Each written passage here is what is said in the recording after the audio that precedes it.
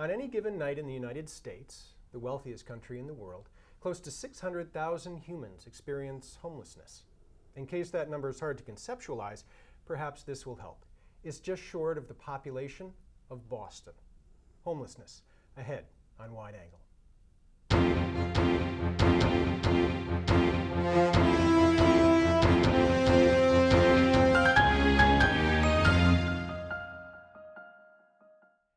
Home. The idea no doubt resonates differently for each one of us, but its common theme is stability, a place to start from every morning and return to every evening, a place to recharge and create a plan, a vision for the future we hope to make a reality. But what if that place of stability, given an unexpected loss of a job, an accident, or a significant illness, say, can no longer be sustained? With no place to call our own, where do we go? And to whom do we turn? Joining me today to explore the issue of homelessness is journalist James Shearer, co-founder of Boston's street newspaper, Spare Change News. Welcome to Wide Angle, James. It's good to be here. Thanks for joining me. Let's first maybe help out viewers and give them a sense of what it is that we're talking about today, because there are certainly a lot of myths surrounding homelessness. One prevalent one suggests that the homeless only live on the streets or in shelters. Truth is quite different, yeah? Very much so. So what is homelessness, and where might those who are homeless be?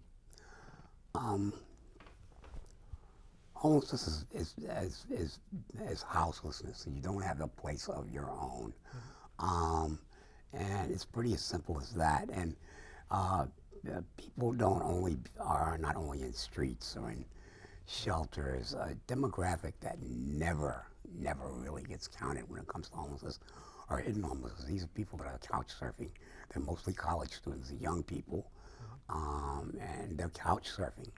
And they're not considered a priority. If you sleep on a floor, say you got a family, sleeps on the floor, they're sleeping on the floor. Yeah. Most housing authorities don't consider them a priority because as far as they're concerned, they're housed. Right. They're not housed, they're homeless. Right. So there's a lot of that, especially in the burbs. You don't see that as much in the city of Boston. Okay. People are out there on the streets, you see them. But places like Arlington, Quincy, places like that where it's not prevalent, where not everybody's on a street corner says shaking a cup, they don't think about, well, no, there's no home. I've been in plenty of places, small towns where, oh, we don't have any homeless people here. Yeah, you do. Yeah. You just don't know it. Exactly that. Yeah. In fact, following that up, I did some calling around in Arlington, and what I found speaks exactly to what you just said. Yeah, that the annual point-in-time census done in January in localities that I think receive HUD funding found 3 individuals in Arlington who were considered homeless. Yeah. That was from the Department of Planning.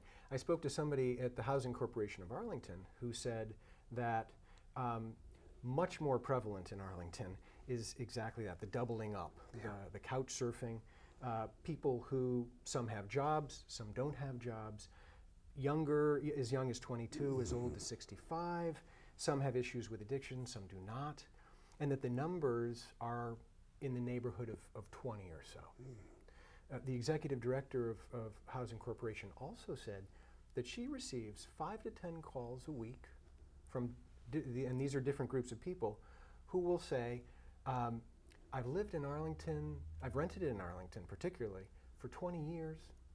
The rent that I was paying, I can't afford what is the market rate anymore in Arlington.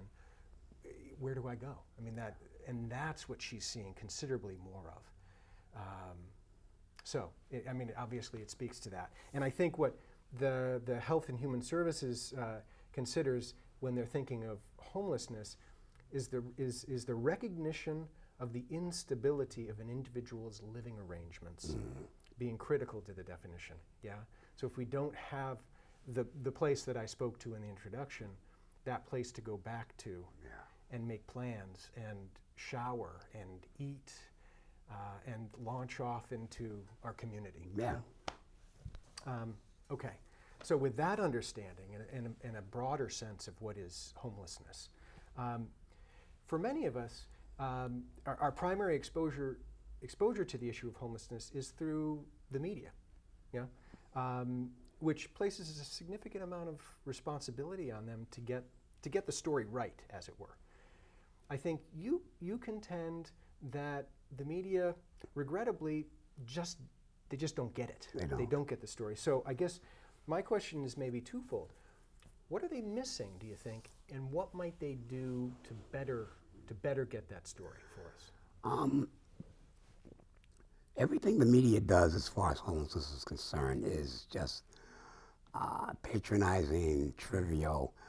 I like to say that either they pity us, and that's what every holiday you see the soup kitchens and everybody, oh, they're feeding those poor people, and then they demonize us as if there's an incident, and say, I remember a few years ago there was an incident in Boston Common, a homeless man stabbed two park rangers, and homeless man, homeless people are dangerous, and they put that label on them. And the question that you probably should have asked, why is someone that has those issues, those kind of issues, even roaming around the park? Is nobody taking care of him? They fail to capture the humanness of homelessness. And they, like I said, they either pity us, demonize us. They don't feature them as people, like they're almost not real. Like homeless, all homeless people, that's somebody's mom, dad, uncle, brother, or cousin, and they don't capture that. If they capture that better, then maybe, and then let them have a voice, then maybe things would, a lot of the public perception of homelessness would change. Right. But if you make them look like caricatures or victims or whatever else, they're just going to think, sort of one-dimensional. Yeah. And that homelessness, and actually, I mean, that's certainly a question of mine. Now, it may seem like a semantic distinction, but to refer to somebody, to refer to a group of people who are homeless as people who are homeless, as opposed to homeless people, do you note a distinction there? Is that a meaningful difference in putting people, putting humanity first, and the homelessness is an adjective that might or might not be appropriate to apply to that person, but it doesn't define them as people. Yeah, it doesn't. The whole homeless people defines them as a class, which is something I can't. Well, that's something I can't believe I would say, but things change. But as opposed to, these are people that just happen to be. That sounds a lot like, okay, all right, that's all right. Instead of saying, because when you say homeless people, those people, it's like those people. Exactly. And it's like you're making them into a class. They're beneath everything. They just, they're bums, and it's the same thing. So yeah, there is a distinction. Okay, all right. And I'm assuming that Spare Change News, starting 25 years ago, is largely in response to the fact that media wasn't getting the story right then, and let's share it. Yeah. Can you tell us a bit about the trajectory and the history of Spare Change News from '92 to today? That's a lot of history. Yeah, it is. We started basically group of homeless people, and one person and an individual that was the executive director of Boston Jobs with Peace. There's a myth that we started in the language in Cambridge. No, we weren't. We started in Boston on Summer Street.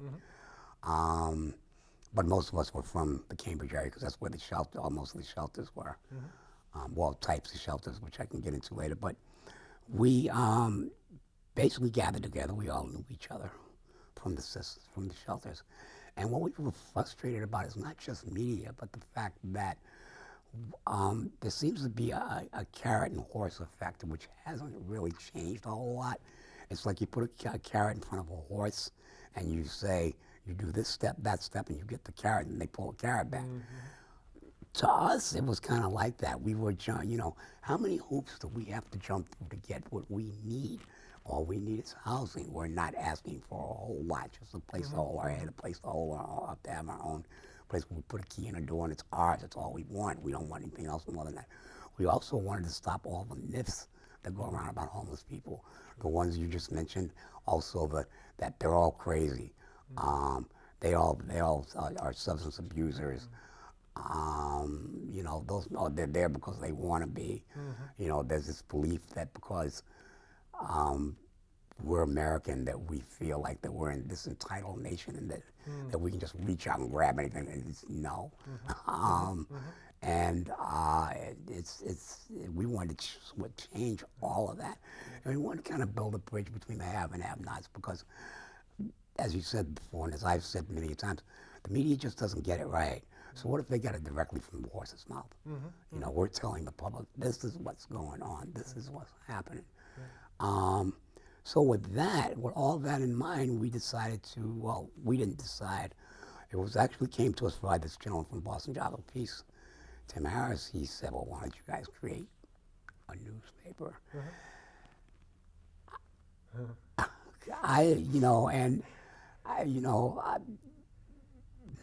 Everybody laughs at me because I'm the only founding member that's still with Spare Change. And I was the one that I was adamantly, no, are you kidding?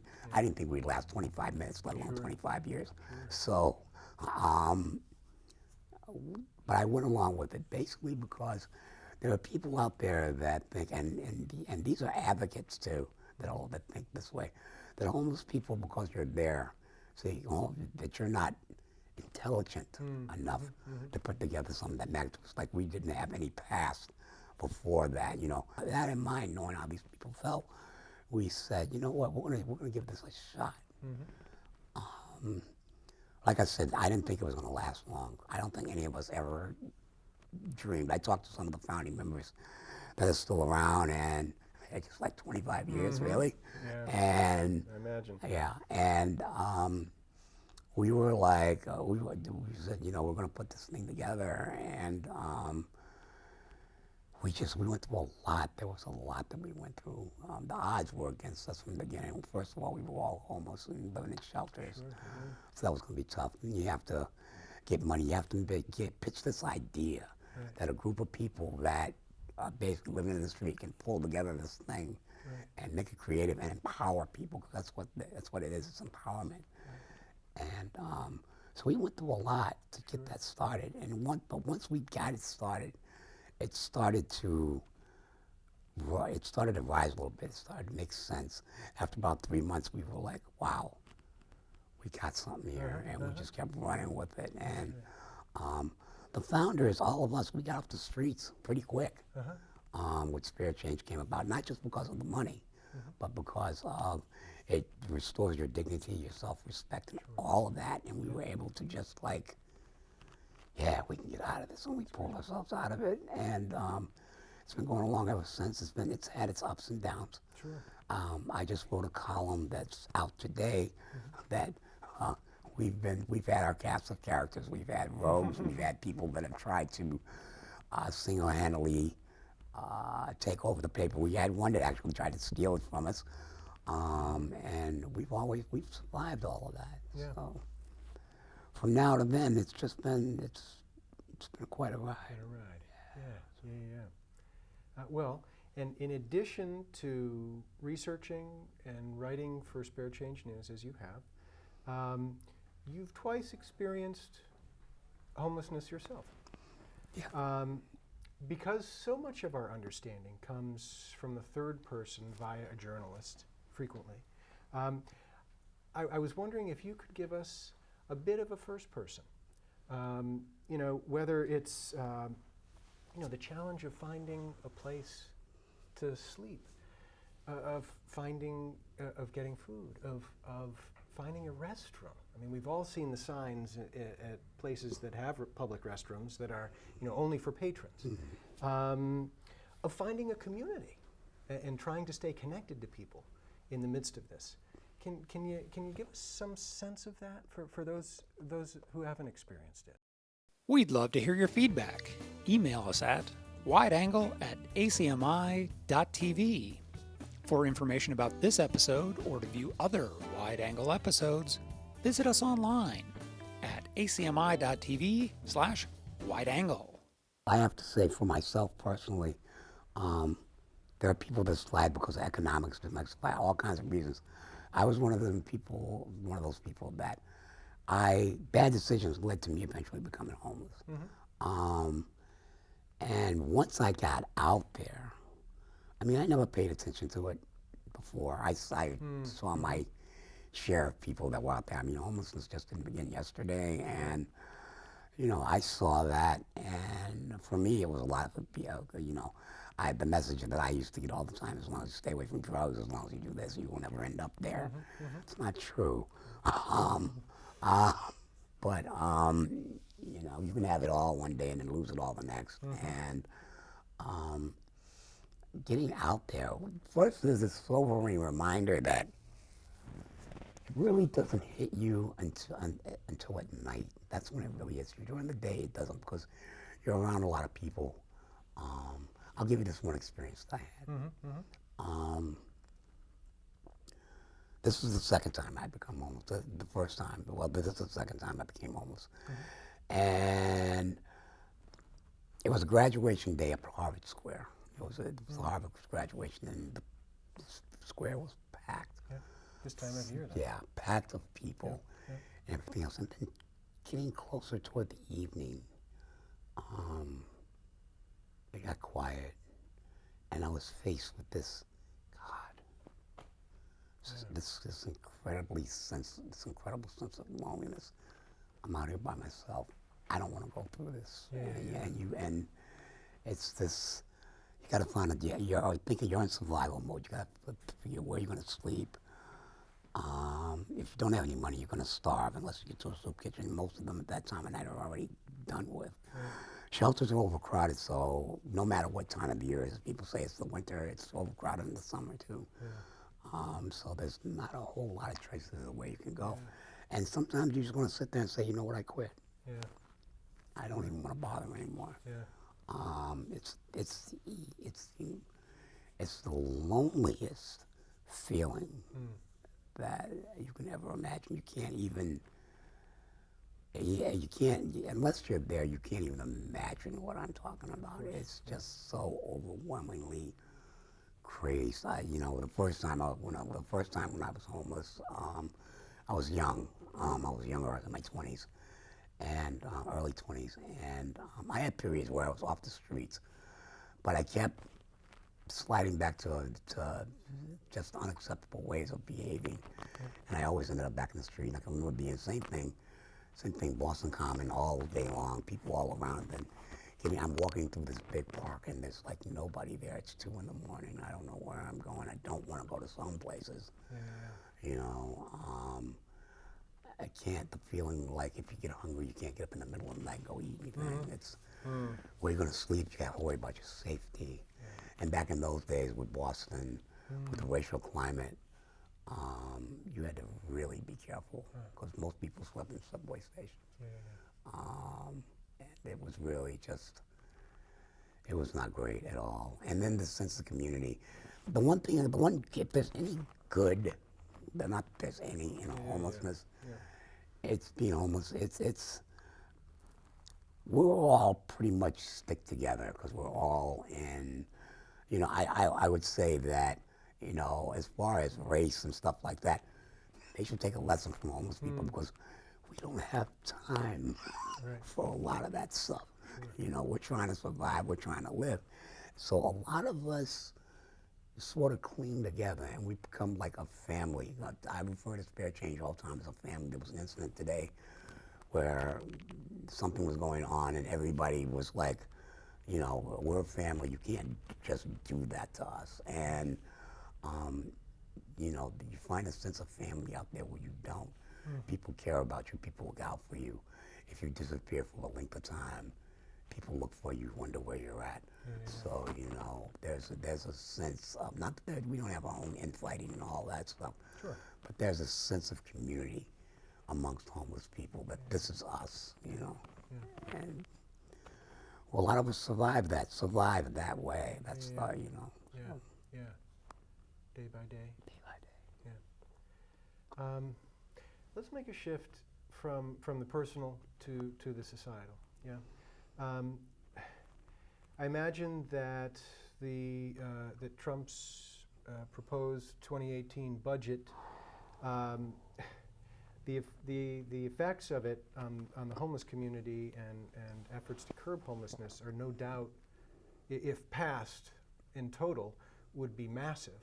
Yeah, I think we're talking recommending elimination of community development block grants, which is significant for localities to work on homelessness issues, as well as cutting Department of Housing and Urban Development funding by 13%. Can you speak more to the impact of those proposed cuts and maybe just the state of mind that leaves us in? The only way I can put it is the way a lot of people that I work with say it, and even people that, public officials, people are going to die if this goes through. Because not that HUD and the rest of it, not that they're darlings anyway, because they haven't been, but just the fact that they're cutting out block grants, which there's a litany of programs. We are already seeing the effects of that. Transitional housing, which is big, which had been big, and one of the things that when you're homeless for a long time, it gives you a chance, a couple of years, rent-free, to live in a space where you can just basically get your life together before you venture out and into society again. Yeah. Those are gone. They've been getting cut in Boston like whack, whack, whack, and everybody's blaming the city. It's not their fault. It's the way HUD is going. HUD is saying we're shifting all the money into this, which is another Band-Aid solution, which is what they do all the time. But this is going to be a lot worse than that. And when you talk about cutting out 13%, wow, it's going to be like, I spoke to somebody at a local housing authority that said to a group of us that that it's going to be so bad, they don't even know if the people that they got housed, are they going to be able to keep their vouchers? Right. So it's really like, it's going to get bad. Yeah. So let's talk about what's going on, some initiatives that are going on today. One in Boston, the next one we'll talk about that's a little bit farther away. The one in Boston, 2015, a year after Marty Walsh becomes Boston City Mayor, he announces what he calls an action plan to end veteran and chronic homelessness. Yeah? So the question to you is, what pieces of the mayor's plans are in place, and how realistic do you think that goal is, including maybe sort of 2018 as the time by which we've reached that goal? How realistic does that seem to be, do you think? I've heard, I don't know how many times I've heard public officials, mayors, governors talk about, we're going to put a timetable on homelessness and say we're going to end it all by such and such and such a date. It's a good thought in practice, but the fact of the matter is it's just going to keep on coming until you can find a way to stuff up the hole where it just, it's just going to keep coming. It's like you don't put a Band-Aid on a gash. Yeah. So it's just going to keep coming. Realistically, 2018, no, not going to happen. And it's not that the mayor of Boston, though he has his critics, I've been one of them, isn't trying. That his people aren't trying, because they are. They've just got, I don't know if they understand, I don't know if anybody truly understands what they're working against. It's like shoveling dirt against the tide. It's like, it's just not going to go. It's not going to go down that way. Yeah. Some of the plan is in place. Well, they're implementing some of it. Not all of it's in place, but I do know that they have a thing that they call triage. Triage is they take people off the streets, get them to a shelter, get them to say, set them up, get them situated, see what they need, and give them money. They call it rapid rehousing. I don't, and they're back out the door. And hopefully that'll be the end of it. My only problem with rapid rehousing is it's not enough. They give you basically money for first, last, and security. In this housing market, especially in Boston housing market, no. So what you have is you have people that are going to be forced to go out of their community. And maybe if they don't have a substantial way to support themselves after that first and last and security is gone, they're going to end up right back at this. And they say they got support systems, okay, but it's not enough. Someone like that, if they're going to do something like that, my problem with when they can't transitional housing, people don't have to worry about that for a year, but now the transitional programs are gone. So if you're going to financially put somebody in a space where they are going to have to survive, don't just give them first, last, and security. Give them enough money, give them a year bounce. Maybe 6 months. Maybe some people won't. Go to whatever their income is, see what their income resources, and then say, okay, based on this is how much money we're going to give you. And then they got to give them supports because that's all well and good, but the support's got to be there so they can just maintain that, whatever that support is. I think if they do that, you got a shot. Yeah. It was in the middle of our taping of this show on homelessness that it struck me. The conversation with James was, for me personally, so interesting, so informative, so compelling, and provided a voice and a point of view that was so important to be heard, that it was the opportunity and the right time to do an episode of 2 shows. So what you've just viewed is part 1 of our episode on homelessness.